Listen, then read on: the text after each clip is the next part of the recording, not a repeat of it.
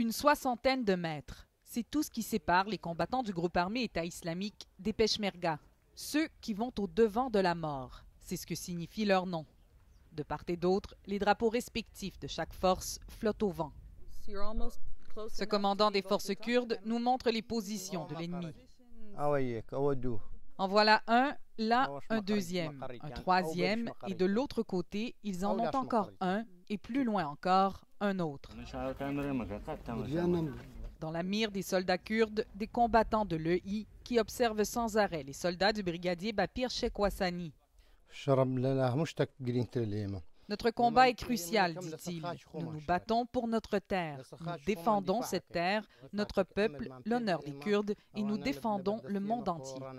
Ici, les positions sont défensives, mais le statu quo peut vite basculer. Plus tôt cet été, l'EI s'est rapproché dangereusement d'Erbil, la capitale du Kurdistan irakien, en s'emparant de plusieurs villages. Une avancée qui a précipité le début des bombardements américains en Irak.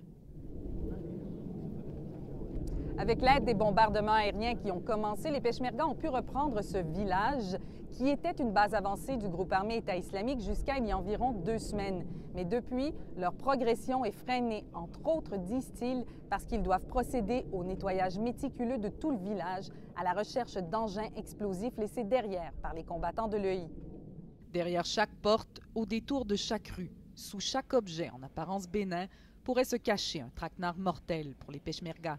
Et ce n'est là qu'une partie du problème, disent les forces kurdes. Elles contrôlent de nouveau cette montagne depuis une dizaine de jours, une position stratégique. Mais dans ces villages, la plupart chrétiens qui parsèment les plaines de Ninive, l'EI est toujours en force. L'arsenal vétuste dont disposent les Peshmerga ne permet pas de contempler l'assaut d'un espace si vaste face à une force équipée d'armes modernes, la plupart volées aux forces irakiennes en déroute. Ce canon, QV 1940, exaspère le brigadier Salah. Il est vieux et donc pas très utile. Nous avons besoin d'armes modernes contre l'EI, contre les terroristes, dit-il. Et si l'artillerie se fait vieille, les munitions le sont autant et elles se font rares. La ligne de front fait plus de 1050 km, dit le commandant Rosh Shawais. Vous pouvez imaginer combien de Peshmerga y sont et la quantité de munitions nécessaires.